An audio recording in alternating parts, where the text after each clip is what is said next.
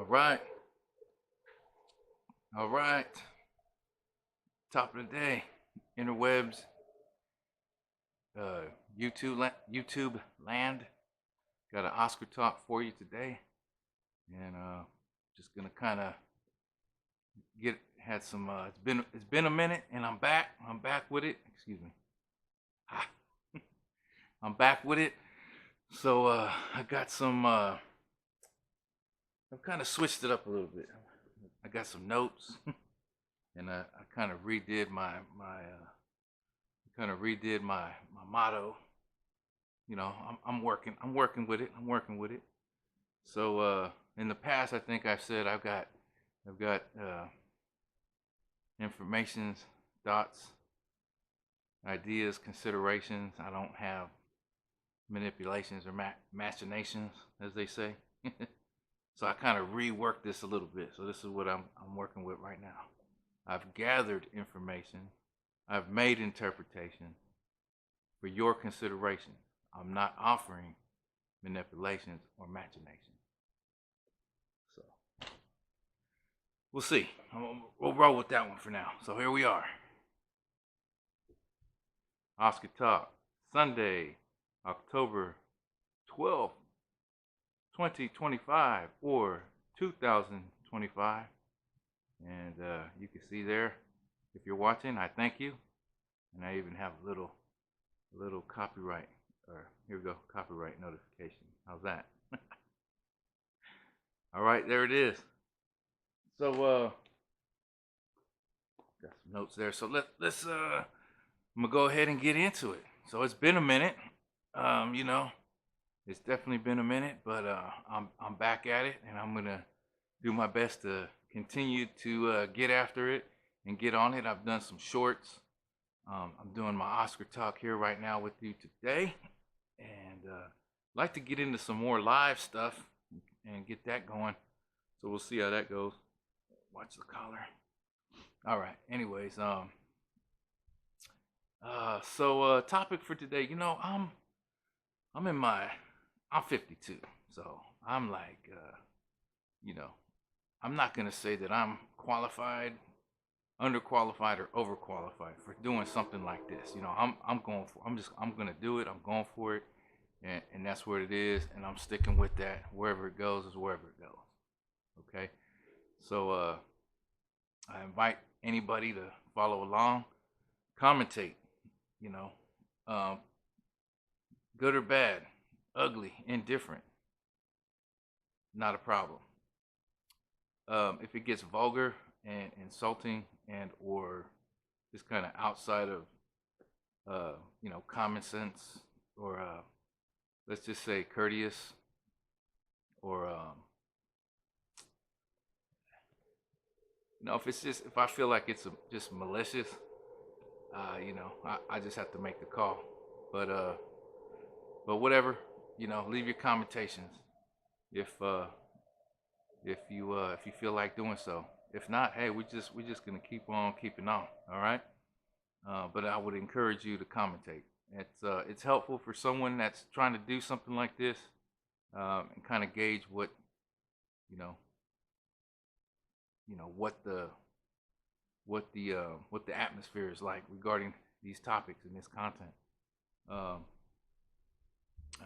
so, and then I'll just kind of continue to let you know kind of a little bit about myself and what I'm doing and where I'm going.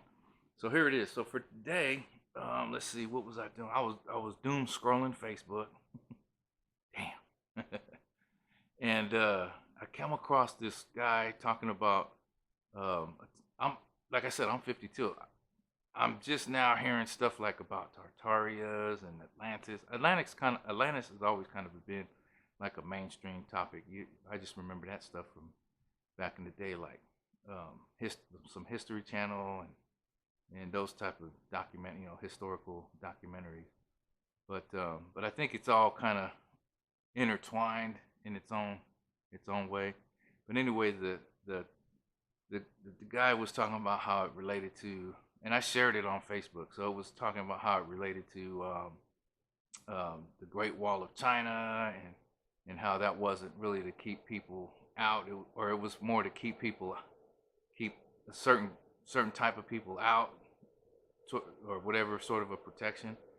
But then he associated, and he was going with it, and I was flowing with it. But then he associated, he's saying nationalized banks. So I'm like, how does this relate? Because there's people that already don't dig the whole banking structure. Me personally, it doesn't. I don't know. It doesn't phase me like that. And but I haven't studied it enough. But I will say that I've done a little bit of digging and a little bit of research, and it's I I would say this: a lot of folks use the banks, some folks don't. Um, if you don't, you don't. If you do, you do.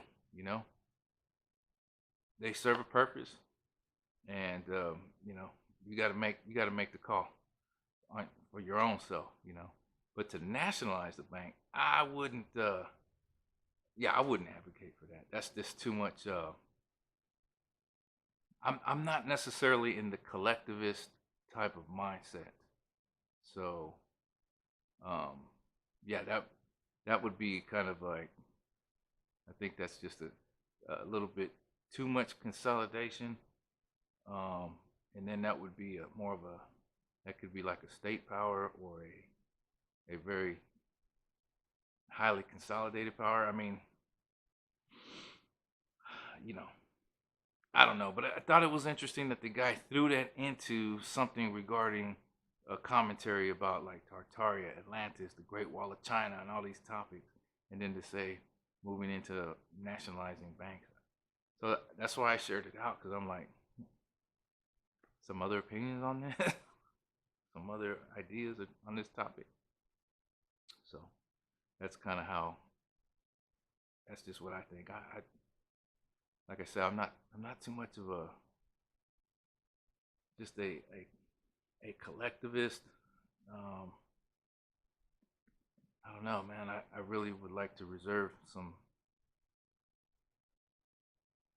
authority and to just be participant, but still be able to say, no, that doesn't work for me. It might work for you. It don't work for me. But if there's no options, if there's no choices, then that kind of, you know, kind of sucks. That kind of sucks. Like, does anybody use money orders these days? I still use money orders. I bank. The crypto thing, oh man, I'm learning about it. That's for sure. Um, and I think there is definitely some. There's no doubt that there is some utility in it, especially for certain, like any business entities. They operate a lot different than I would just do my own personal thing, right? So there's utility there, because you're dealing with agreements and contracts. You're trying to get manufacturing of goods and services that may be coming in from other areas, and you want to make sure that they have a safe passage, and that the promises are kept. So if you're manufacturing X amount of units, a lot of that you have to base off of trust, and then your agreements and your contracts, or your you know guidelines and protocols and procedures, and there's a lot to it. So you know there's an expense involved, and it seems like the e-monies types of thing offer some utility in that way, because you don't really want to be shifting a lot of your raw materials or precious metals to substantiate, or to back um, you know fundings. You know what I'm saying? It would be much more um, man, it would just make much more sense to be able to hold your resources, negotiate, and then you can still, you know, you can still offer goods and services, based on your contracts and safe passage and that sort of thing. So I think that's where to me, that's where I see the utility of the e-money. But on a personal, I still don't see it as a like a personal everyday doing what you got to do. But I mean, that could change. I mean, who knows? You know what I'm saying? I mean, that it it I don't know. Like it just doesn't work for me for me. But there is some utility in that. So um, we'll see how it goes. You know, right now it seems like maybe the best options are really being able to be productive or produce in whatever it is. In whatever it is, some people say a vocation or a craft. Uh, that could be your job. So you know, and then being able to, you know, if an employer was to say they're gonna pay you in a certain e-money or token or whatever, I mean, yeah, I guess so, but I mean that has to be convertible to something that is widely accepted, and that's where, to me, that's where the dollar makes the most sense because it's so widely accepted and identifiable. So for people that are calling for its demise or its downturn, I I just don't see it because it's not built out that way. It's really not built out that way. To me, it's more or less built out as a way to just convert your productivity in whatever it is you do, and it's a very easy way to um, make an. I mean, it's got to be this. It's I think it's hands down the simplest way to come to terms and make an agreement because you can always and it has nothing to do with and the tech. So let me just deal with this. So you can always just say, hey, I've got I've got a bushel of apples, man. I'm selling them for $5. Bushel, whatever a bushel is.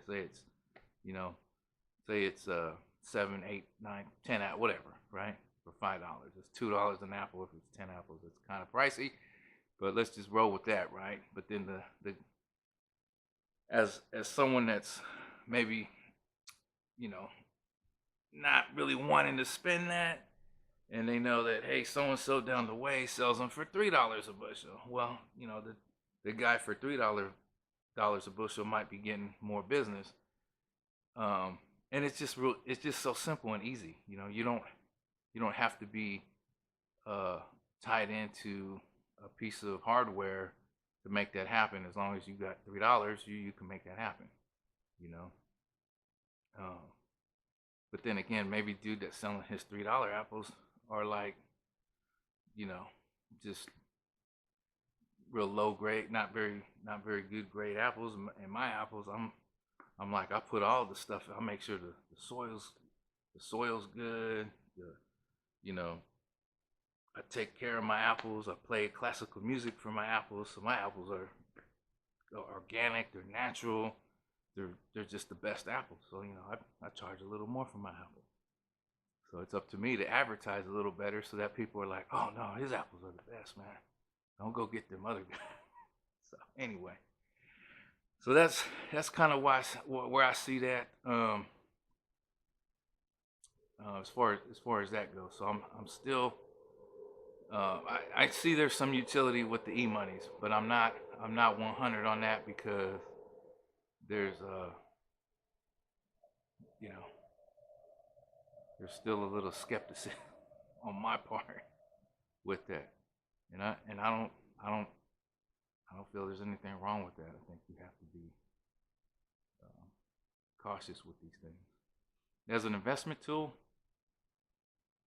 you got to do a lot of learning, and anything you invest in is going to be a lot of learning and a lot of research, into really looking at, are these things legit or are they bullshit? Because they can be. They can be. So, anyways, we knocked that one down.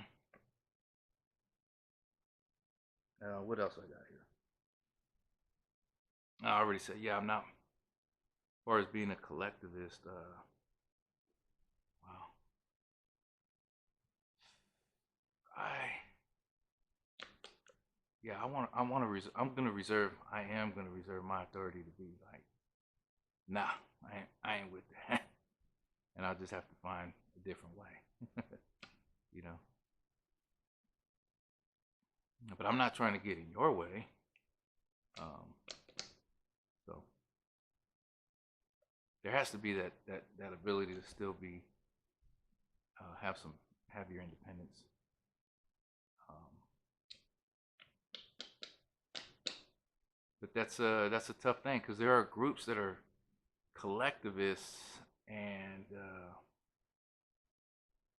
it's like if you don't think along their lines, you you you ain't good with them. You get your ass get up out.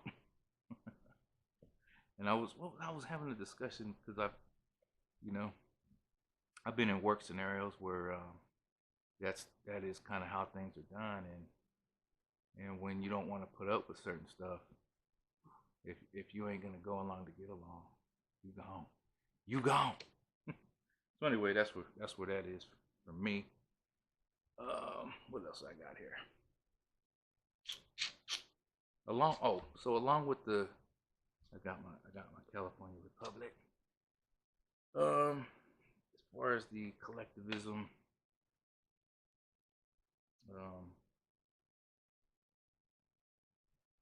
I'm almost leaning towards being more of a Confederate than anything. And I know that might sound odd, but not. There's got to be a way to, like I say, it's about being able to maintain um, your life ideals, or in my life ideals. I don't feel like I need to be right. I don't feel like I need to impose that on anybody, and I don't really see a problem with just being in agreement, even if it's like just for doing a job or you know um, what would you say? Yeah, just living your life and building your life the way you want to build it out. So I'm almost leaning uh, more towards a Confederate style, or being Confederate. I can kind of align more with that now. Now, for those that say the articles of Confederation were likely sufficient, but they still weren't enough, because um, now this is different. I'm not talking about me personally. I'm talking about because I've been doing a little bit of research, because I think the South is actually an amazing place that I know personally I've not been taught on, but I think it's more than what the overarching history says it is. You know, all of history on all the lands that we've inhabited has its ugly side. There's there's to me it's not a need to cover that up or escape that.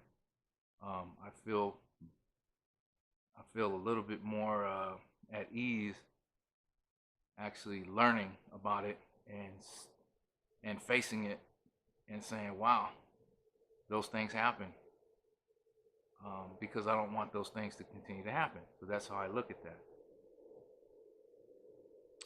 So in the case of the South, what a lot of times, again, I've heard the Articles of Confederation were, or I haven't heard it this way, but I'm thinking the Articles of Confederation were enough, but they weren't sufficient, because in my research, I noticed or discovered that even the Southern states wanted to ratify a constitution for themselves. So there's something with that. There's something that necessitates a grander framework that, you know, um, where there's a mutual beneficial agreement, mutually beneficial agreements to be in union and then work within that. Uh, so that's something that I recognize. But yeah, the it's all interesting to me. I mean, it's history, and it's worth diving into. And I really liked it. History, actually. That was probably my best topic as far as being interesting and cracking a book and learning. But again, there's so much more to history. Like I said, I'm in my 50s. I just now hear about a place called Tartaria. I had no idea anything like that ever existed, or is or not. Maybe not. I don't know. But I still don't know for sure. But I'm just hearing these things, and I'm like, oh, it's interesting. What's that about? All right. Oh, I gotta drop my card here. I got my little cue card here. So yeah. Um, so that's the goal with that. What was it? There talked about the being Confederate. Talked about Articles of Confederation, which are interesting, by the way, very much so. Talked about how even the Southern states were moving to ratify a constitution. Um, so it kind of ran and did some talk today. Kind of ran through some topics, and just remember, Oscar Talk. I've gathered information. I've made some interpretations for your consideration. I'm not offering manipulations or machinations. All right? So there it is, folks. I'm going to leave it with that. If you listened along or watched this far, I thank you.